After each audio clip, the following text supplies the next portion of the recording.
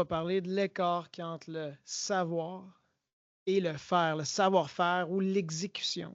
Puis l'exemple le plus, simple que je peux donner, c'est, ça fait pas longtemps qu'on a débuté 2025, ça a été, il y a quelques semaines, le temps des grandes, résolutions de l'année. Puis l'une des plus populaires, c'est: «Je vais être en santé, je vais prendre soin de ma santé, de moi, cette année». Puis dans ce temps-là, est-ce que c'est si difficile de savoir quoi faire pour être en santé? Ben la réponse, c'est non. On le sait, dans le fond, les éléments clés, faire attention à notre alimentation, faire de l'activité physique, bien dormir, gérer notre stress, avoir des relations solides sociales autour de nous, puis éviter tout ce qui pourrait vraiment nuire à notre santé. Donc, le plan de match, il est assez clair, puis peut-être certains d'entre nous, on a pris notre téléphone, puis on s'est écrit des notes, puis on s'est fait un plan de match. L'enjeu qu'il y a, c'est quand c'est le temps d'exécuter le plan. Il y a un énorme écart parce que la fatigue s'installe, on a le goût de se récompenser, puis ces récompenses-là arrivent beaucoup plus fréquemment qu'on l'aimerait. Donc, entre ce qu'on devrait faire, ce qu'on sait qu'on doit faire, puis ce qu'on fait littéralement, on le sait tous, il y a un grand écart. Donc, c'est pour ça, si je ramène ça au niveau des finances, puis c'est pour ça que j'en parle, c'est qu'aujourd'hui, on vit dans un monde où, avec l'accès à l'information, on le sait quoi faire pour investir. On doit avoir une vision à long terme, bien diversifiée, analyser les sociétés qu'on achète, se limiter à ce qui est de qualité, faire attention de ne pas payer trop cher, avoir une bonne gestion du risque, puis être discipliné dans notre approche.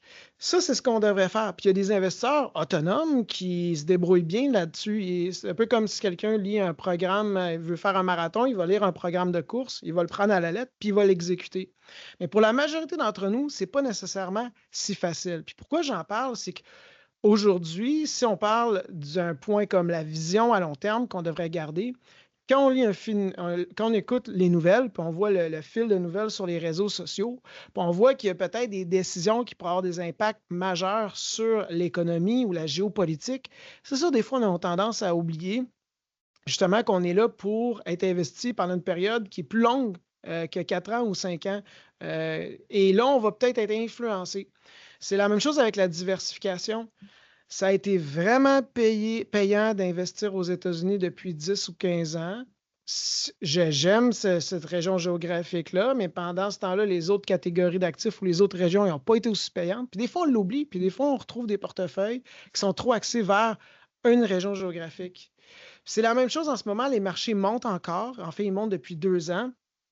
Puis des fois, on va se dire: «Hey, je suis en train de manquer le bateau», puis on va se retrouver à investir dans des entreprises ou des créneaux où les évaluations sont démesurées, mais parce que ça continue de monter, ben, on devient de moins en moins prudent parce qu'on a peur de manquer le bateau.